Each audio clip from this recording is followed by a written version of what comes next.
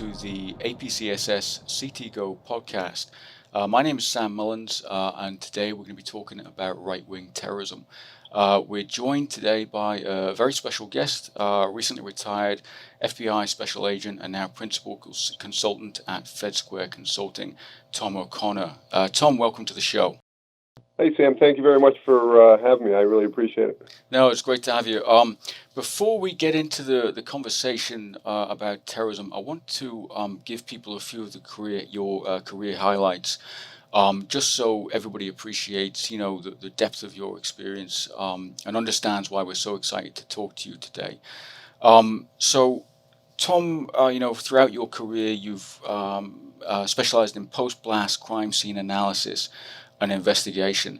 And some of the career highlights of the cases you have worked include the U.S. Embassy bombing in Kenya in 1998, the USS Cole bombing in Yemen in 2000, the plane strike on the Pentagon on September 11, 2001, multiple deployments to Iraq for post-blast investigations, as well as kidnap cases, to include the kidnapping of Roy Hellam. And for those listening, if you're not familiar with that case, I highly recommend you check that out. You also did the crime scene analysis for the Blackwater shooting in Iraq in 2007. The attack on the U.S. consulate in Pakistan in 2006, as well as multiple deployments to places like the Balkans, Ukraine, Latin America, and many other countries around the world. So really an incredible wealth of experience. And of course, you also worked many domestic terrorism cases in the United States as well, to include the mass shooting at the Tree of Life Synagogue in Pittsburgh in 2018. And that brings us to today's topic, which is right-wing terrorism. So to start us off, Tom, could you just sort of explain some of the terminology here for us? What are we talking about when we say right-wing terrorism? I know the FBI has their own kind of terminology here, but what are these groups and individuals about? Well, Sam, the right-wing terrorist or individual who follows that type of an ideology falls under the narrative of somebody who is racially motivated violent extremist or religiously motivated violent extremist or an anti-government violent extremist. And so those three mixes kind of make up the right-wing side of domestic terrorism. And in domestic terrorism, there's also left-wing extremists and special interest extremists and different walks of life that follow those types of ideologies. But for right-wing, it's racially, religiously, or anti-government acts of domestic terrorism that fall into the term right-wing. Right, and what strikes me about it though is when you get into the when you look at these groups and individuals and you get into some of the things that they're saying and doing and talking about, it's quite a broad sort of category with right wing. And what I mean by that, you've got your neo-Nazis, you've got your kind of white supremacists, you've got a lot of the anti-government sort of sentiment there as well. You've got a lot of conspiracy theories going on. And then and then you have these kind of stuff that's happening on the fringe as well. I'm sure you're aware of this kind of what seems to be a growing kind of trend, which is the incel movement. And incel stands for involuntarily celibate. These are, as you would imagine, some fairly sad and lonely young men, but also quite violent, and they tend to combine it with some of these other what we would consider right-wing motivations, the racial superiority and other stuff, right? Yeah, and I think, as you talk about the right wing, they definitely mix between all of these different motivations that you just talked about. You can't just look at it as just racially motivated or religiously motivated. Like the neo-Nazis, they have a racial side to them, obviously, but they also have a religious side. Then you get into groups like the World Church of the Creator, which is their own religion mixed with neo-Nazi, political, anti-government, racial, and religious. I mean, so they mix between very frequently. And then, as you mentioned, the incels. There's one that comes out of the woods, right? And I think a lot of that is, people spending a lot of time on the internet and finding like-minded individuals. And the way I kind of put it is, if you have somebody, a subject that's involved in child pornography, if they're on the internet and they're chatting with people who are not into child pornography, then they're thought of as the outcast. But if they're able to find like-minded individuals online, then all of a sudden their thoughts that they realize are deviant in some way to them, they start to feel that they're more accepted because they find more and more people that feel the same way. And with the incels, that's one of the things that we've seen is that online activity is prevalent, and all of these groups, they radicalize online, they pass information to each other, because you just can't go out like the old days back in the 90s when I started working right-wing extremists. They had to get together in a compound somewhere or in a library and sit down and have meetings where you actually talked face-to-face. So the numbers and the ability to radicalize was much less. Now, with the internet and all these chat rooms and Gab and all the different places where people can go to find like-minded individuals, that ability to radicalize and push out their message is just on fire right now. Yeah, and I think we'll talk a little bit. We're going to circle back to that, looking at the current situation, what we're seeing. But absolutely, the kind of chat boards that we see, like Gab and 4chan and the various kind of iterations of that. Obviously, right-wing extremists now on Telegram and stuff as well. And that, like you said, that sense of kind of subcultural, violent sort of community that they create online is really key to it. The other thing I want to mention real quick though is it's not all just the kind of violence and stuff, right? We see there's a lot of kind of what they call shit posting, which is kind of humor and memes and all those kinds of things. Right. Yeah, I mean, like if you look at the groups such as the alt-right, I mean, their meme that they post as their signature is Pepe the Frog. So that's not something that if you were not into that movement, you wouldn't look at that Pepe the Frog and automatically recognize that as a extreme right symbolism. And it goes across the board for a lot of these groups. They use kind of sick humor as a way to draw people into their movement as it is. Exactly. Yeah. No, I think it's quite a good sort of recruitment strategy in a way, because people can get drawn in by some of this stuff, which isn't obviously kind of a hate symbol or anything to begin with, but then you kind of get dragged deeper and deeper, I think, through the kind of interactions that they have. Yeah, and, I think that what I've seen over the years, and I've worked right-wing extremism predominantly as a case investigator for about 23 years. And as the times have changed over the years, one thing's been pretty current is that the people who are looking for this are missing something in their lives a lot of times, and they're looking for something to fulfill that. So, when we think about gang members, not neo-Nazi gang members, but any type of a gang member, those people who become involved in gang activity and criminal activity in groups are seeking some type of camaraderie, and a lot of this stems from that, and then they get into it further and further. And it really is it's unfortunate, but there are a lot of people out there that don't have that support network and structure, and they're looking for it. They find it, and as you're talking about, a lot of the people just shit posting out there, that's the vast majority of it. A lot of it is talk. But the problem is that there are small members of that small membership of right-wing adherents. If you talk about the total population, those are the ones that are going to go out and do something. And so the posting is very important for them to get people to go out and actually do an act.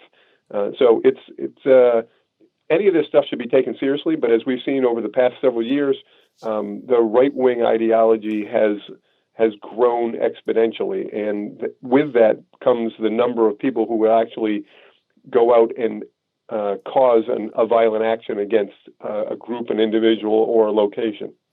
Yeah, I mean, I think that's certainly the kind of consensus now. It does, there's growing recognition that the problem itself it seems to be becoming worse, and especially in the current context. But you mentioned, so you've been working this, basically 23 years.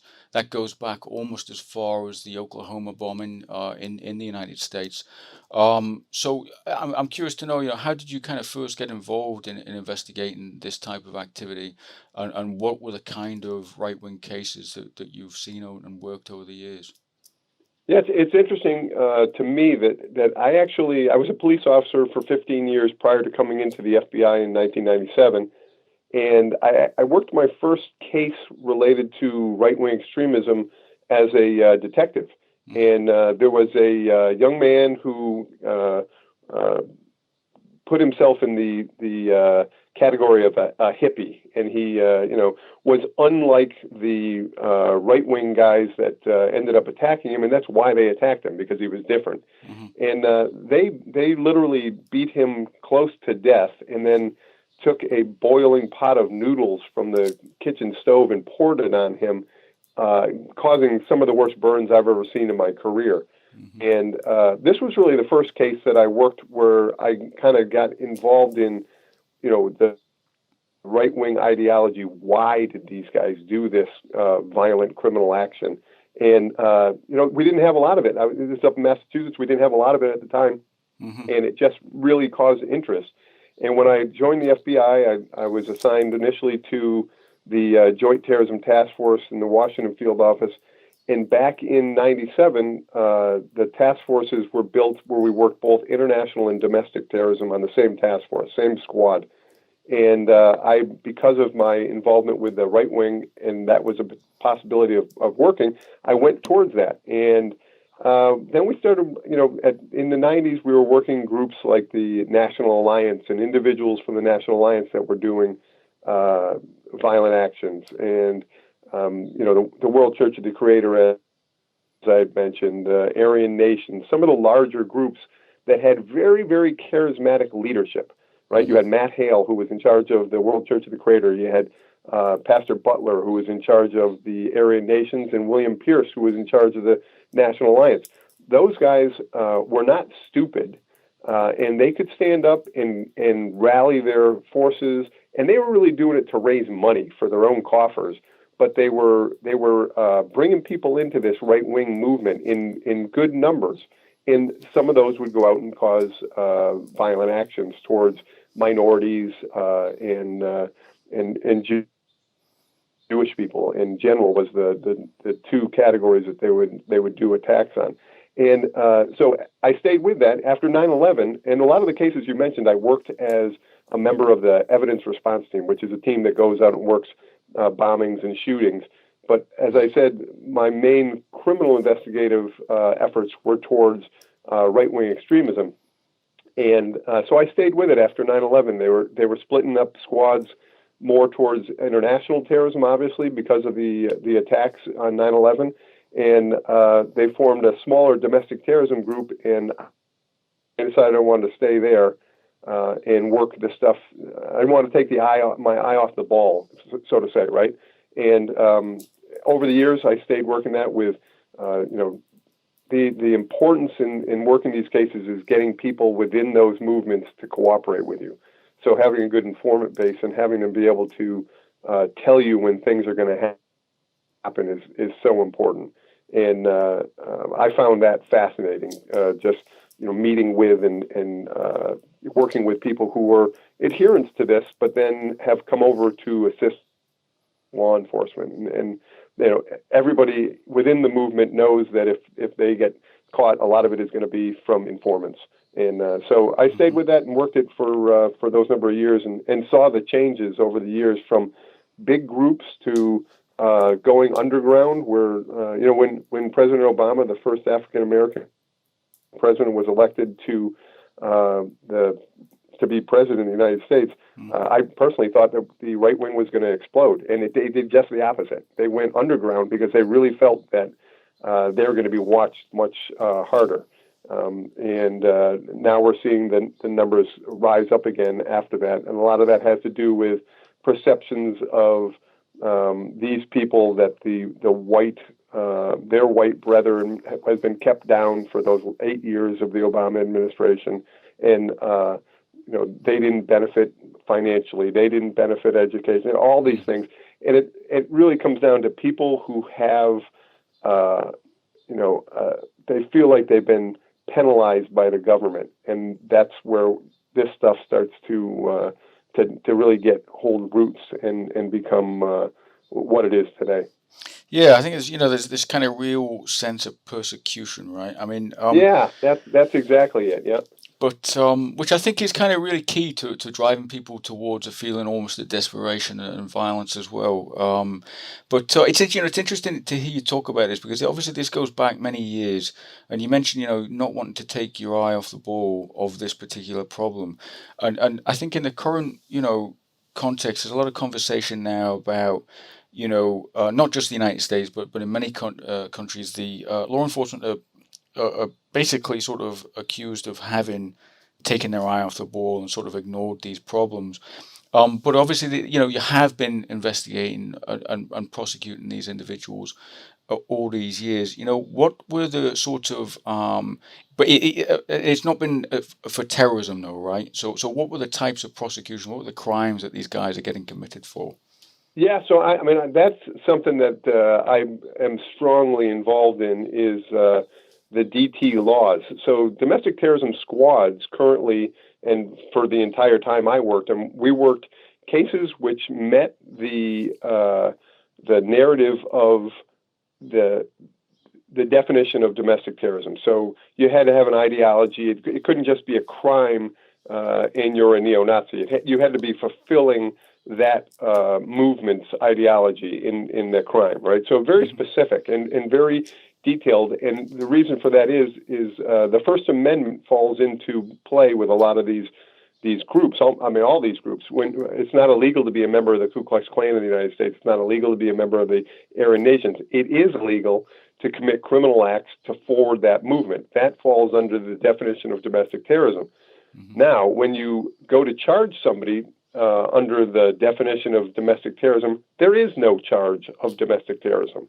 Okay, under specific examples, there could be with use of a weapon of mass destruction, a bomb, and that was all changed after the McVeigh bombing in 1995 at the Murrah Federal Building. They found that they had no federal charge to charge this guy with when he killed 168 people, so they created a charge under that definition with the weapons of mass destruction. But in a shooting, or if you look at Charlottesville with the ramming of a car into a group and Heather Heyer was killed, the subject who did that was charged with hate crimes. He wasn't charged with domestic terrorism, which is what the case actually was if you look at the mm-hmm. definition. And I've been working this issue for a number of years. And we had a shooting at a conservative think tank in Washington, D.C. And the person that came in, he went in there because the think tank disagreed with gay marriage. Mm-hmm. And they publicly sided with a chicken sandwich company in the United States called Chick-fil-A, which the owner came out and said, First Amendment protected. He said that he didn't believe in gay marriage. So that kind of set this guy off. And he walked into this conservative think tank in D.C. and had 50 rounds of ammunition. And in his words was that he was going to shoot as many people as he possibly could, smear chicken sandwiches, Chick-fil-A sandwiches on their face as a way to protest their political beliefs. And when he shot a guard in the lobby, and the guard overpowered him and took the gun from him. And the first thing he said was, "Don't shoot me, don't shoot me. It's not you. It's this place and their political beliefs." Right? So he pretty much put out on paper the definition of domestic terrorism. And so as the case agent for this, I went to the United States Attorney and said, "Hey, this is a perfect case of domestic terrorism. Let's charge him with it." Mm-hmm. And they looked into it and they said, "There is no charge." I'm like, They said we can charge them with a gun charge. We can charge them with carrying a weapon across state lines to commit a felony. We can charge them with shooting this person, assault with intent to kill, but we can't charge them with domestic terrorism. And these attorneys were great. They did a lot of research. And in Washington, D.C., there happened to be a law made up after 9/11 that was a terrorism charge, and it didn't differentiate between international and domestic terrorism. It just said acts of violence, to forward ideology are terrorism. And so we were able to charge him with terrorism under the District of Columbia's laws, which is a federal city. So we were able to charge him. And it really set me off to say investigators, law enforcement, the FBI, should be able to investigate acts of domestic terrorism, charge people with domestic terrorism, and have people actually charged for the crime they committed, not individual elements of that crime, but the crime itself of domestic terrorism. So you as a doctor in terrorism and researching all this stuff, you really couldn't go out and use your Google to find how many acts of domestic terrorism have taken place in the United States, because you won't find any. Yep. You're going to find newspaper articles that call it an act of terror. The shooting at the Tree of Life synagogue. The Attorney General came out and said this is an act of domestic terrorism. I fully agree with him, but you can't charge the guy with an act of domestic terrorism. So he's being charged with hate crimes, which there are times when both the hate crime charge and the domestic terrorism charge could be used, and this is one of them, right? So, but you're never going to be able to find that. So, and then the other side of it is the victims, their families, are never going to be able to say that their family member was killed by a terrorist, and that's the fact. So I think for a lot of reasons, Congress should come together in the United States and amend the statute so that the actual charge of domestic terrorism can be charged. And that also gives law enforcement different tools that they may not have now, that they don't have now, to be able to investigate potential acts of terrorism, conspiracies towards an act of terrorism. And this doesn't mean, there's a left and the right in a political protest and somebody hits somebody with a sign. That's not an act of terrorism. It has to be a serious criminal act. And people in the U.S. Attorney's Office and the Department of Justice should not and will not take lightly the charging of a person with domestic terrorism. It's going to have to be a serious incident and not just, hey, this guy, we should charge him as a domestic terrorist, because there are acts of criminal acts that take place by people who follow right-wing ideologies that are not acts of domestic terrorism. But when it is an act of domestic terrorism, it should be able to be charged and investigated by the FBI and law enforcement in general. And the kind of disturbing part to me is that many states have created their own domestic terrorism statutes, right, which they're able to charge with. Domestic terrorism, international terrorism is not a individual state problem. It's a national problem, and it should be able to be charged as a federal crime in our federal courts. Absolutely. It's funny. There were so many kind of interesting points you made there, Tom. One, from a researcher. I love to hear you say that, Sam. I love to hear you say that. I made so many interesting points. Well, we're not paying you, so we have to give you compliments at least. But exactly. No, I mean seriously, in terms of and it's not just for the academic purpose of research analysis, but it's actually for the if you want to look at it from a national security perspective of truly understanding the scale and the nature of the threat. If we don't have a proper legal definition and classification system, you're right. As me as a researcher, I can't go and find out all of those cases, except with a huge amount of effort and trouble to then make your own kind of individual judgment about does this or does this not classify as an act of terrorism. Whereas if you at least have the legislation in place, and if it's used correctly, then you can get I think a clearer picture about what is the nature and just how severe is this problem. And this is an Yeah, issue no, which is, 100%. yeah, and it's an issue which has affected Europe very much as well. Just not really understanding to what extent this is going on, because a lot of these crimes, whether they're prosecuted as hate crime or whether they're prosecuted, as just an ordinary crime, it's not necessarily, it's like putting the pieces of a jigsaw puzzle together, and you're not getting that full picture, right? Exactly. You're not linking things together that may potentially be linked. And one of the things that we've found when we talk to people up on Capitol Hill about making this legislative change to the statute to make domestic terrorism an actual crime is people have said, hey, in the United States, your First Amendment rights allow you to be a member of one of these organizations. And unlike the foreign terrorist organizations, FTOs, Al Qaeda, ISIS, this type of thing, where the State Department designates these people and Department of Justice is able to charge being a member of that organization. They don't want to get involved in that First Amendment, stepping on those First Amendment rights, which are so important to us. And I don't disagree with that. And I think that you need to be able to charge the individual crimes and work them like that. Now, recently, there's been addition to the State Department's specially designated global terrorists, so the SDGT, where a foreign group for the first time has been named as a specially designated global terrorist group, and that's the Russian Imperial Movement, and so that's a whole different story. That's a I think that's extremely important to do that. This is a group which is linked with other neo-Nazi right-wing nationalist groups around the world, and has literally been involved in training individuals who have gone on and done acts of terrorism, bombings in Sweden.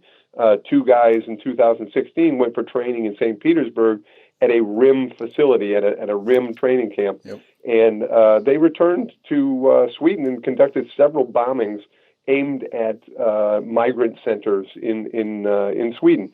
So, in the United States, RIM has connections with groups like the Base or Adam Waffen, and they've had literal contact that you can look up online. This isn't any kind of big secrets here. There's a group, the Traditional Workers Party, and the leader of that group had photographs taken with him and the Russian imperialist movement leaders in front of the White House holding one of their flags. And there's information that they gave money towards that individual and that group to forward the movement here in the United States. And the person who was the head of the Traditionalist Workers Party was one of the people who started the Charlottesville rallies, which ended in the death of Heather Heyer. So there's when it has that international connection, I think that the designation of that group that took place just within the last couple of months is extremely important, and a really big first step towards showing how important it is to keep your eye on the ball on this right-wing neo-Nazi movement, that is against all that we all believe in, and I just think it's really important, and that's a great first step to have that done. But domestically, the majority of our right-wing adherence to that ideology, and when you say right-wing, you're not talking about this newscast or left-wing, that newscast. This is way outside that, right? I mean, This is extremist, and so domestically, those guys are going to fall under the statute that I'm talking about to be able to be charged as domestic terrorists here in the United States. And so it's two different concepts, but they fall together in identifying the threat and making the ability for law enforcement, the FBI, who is the primary agency for terrorism in the United States, to do their job with more tools in your toolbox, so that we don't have mass shootings, bombings, and things like that we are starting to see these mass shootings linked to right-wing ideology. So absolutely, I think it's important. It's a good first step for sure. Absolutely, and and we're seeing that in a number of countries as well. You know, the situation in the U.S. with the Constitution and freedom of speech and assembly and so on. I mean, those rights exist, for instance, in Europe, but not there are kind of it's not quite as sacred in a way. So it is easier, for instance, to designate and ban domestic organizations, for instance, in the UK than it would be in the United States. But the other thing you touch on there, which is hugely important, I think is and has been facilitated online, but also takes place in a lot of face-to-face meetings, and that's the growing international links, and that includes obviously sending basically foreign fighters to go and take part in conflict in places like Ukraine. And obviously that's a concern because you pick up those kind of capabilities in terms of training and combat, and that may well, in some cases, lead to an escalation of the threat. So a lot of worrying signs, and this brings me to this will probably be the last question that we have time for, but I want to talk a bit about the current context. We've got, as we discussed, growing recognition of the threat. There's also now, in particular since the outbreak of the coronavirus pandemic, this feeling that the right wing scene is really kind of feeding off of this. What are your thoughts on that right now, and where what direction do you think this is moving in? Yeah, I think they clearly are using this COVID-19 as a springboard to get people to be recruited and to follow on with potential acts, right? I mean, in March 24th, the FBI was engaged with a person, Timothy Wilson, in Kansas City, and he was going to attack a hospital that was caring for COVID-19 patients. And he engaged with the FBI in a shootout, and he was killed in that confrontation. He had previously been on Telegram on a white supremacist chat room page and was talking about attacks on a synagogue, a mosque, and schools with large numbers of black students. And I mean, he definitely was somebody who would have gone out and done something if the law enforcement didn't take action. And I think one of the things that's kind of interesting, there's a extreme of the extreme who follow a belief of accelerationism, and that is just a philosophy that the adherents believe that their societal collapse is going to take place, and once that society collapses, whether it be in the United States or in Western countries, that once that happens, that their white power movement government will step in, and so they're kind of seeing all of this stuff happen and posting a lot about it. I mean, a lot. In just March, the Telegram page just to COVID-19 it said went up 800% to 2,700 users, which are posting about all this kind of stuff about the COVID-19 and how they should, if somebody gets infected with COVID-19, they should go out and infect minority populations and this type of stuff. They truly believe that the only way they're going to get their white ethno state is through the collapse of society. And you're seeing that type of belief system being pushed out more and more. And as it starts from the extreme, it will gain footing within the more moderate extreme, if that's even possible, right? But and then now we're seeing protests in the United States, which are First Amendment protected protests to open up the government against the government's policy of social distancing and having businesses shut down. They want to open everything up, which is their right to be able to do that. But then you see trucks with like, guys with AK-47s and M4s showing up. What does that have to do with the coronavirus? They're working in the Second Amendment that government doesn't need to tell us what to do. Government. So you're getting a little bit of that anti-government movement within a group of people who may just be saying, "Hey, I got a business and I'm suffering. We need to open things up." Right? They're kind of getting their foot in the door with that. So the coronavirus pandemic around the globe is crushing economies just because of the shutdown. Mm-hmm. And these guys on the extreme right that are following accelerationism are seeing that as a way to have the collapse of the global economies, and their way towards building that white ethno state that will take, in their eyes, will take place of any governments that do collapse due to this. So they're welcoming the coronavirus as a way that this will make this happen sooner for them. So that itself is really interesting. You can't. My squad motto back before I retired on September 11th, my wife and I, who's also an FBI agent that you know well, Mm-hmm. we retired on September 11th in honor of our fallen from 9/11 illnesses and the people who died on 9/11. Our squad motto is non fingus hoc excrementum. And that's Latin, we believe. A bunch of knuckle draggers, we believe that Latin is, you can't make this shit up.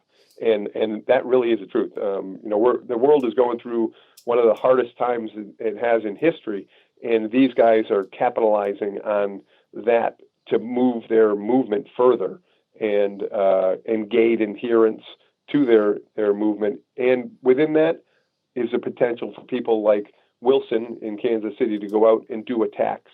And there's no doubt you'll see more of it. Yeah. It's interesting. There is that what they call the kind of Boogaloo movement. So they kind of bring about what they refer to as the Civil War II, the Boogaloo, also known as the Big Igloo or the Big Luau. But basically, that's what the revolution that they're trying to bring about. But the interesting thing is that you're seeing this all over Facebook and mainstream kind of social media platforms as well now. So as you said, it does look like they're expanding, at least in terms of their reach of being able to push out these ideas. And as you said, there's cases like Wilson. There's a few others that have cropped up of so-called Boogaloo boys. A guy called Aaron Swenson, who was arrested in Texas, I believe, was live streaming on Facebook saying that he was going to hunt down a police officer and kill them, and that was in retaliation for another individual part of this movement who'd been killed within a SWAT raid on his home. So there's all kinds of it's when those precipitating factors, those triggers that come into play, that we may see people turn to violence within that context. I've got to say though, Tom, I think I'm kind of in some ways more concerned about the longer term stuff, as you mentioned, with the economic impact and so on. That I think has broader implications for extremism in general. The short term stuff, lots of effort to capitalize on this.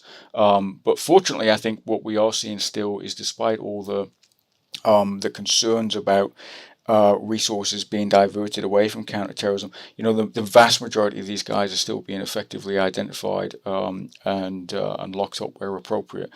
So at least some good news there as well. Yeah, I mean, people are agents and law enforcement are working diligently to try and identify these people and figure out how to make these cases, right?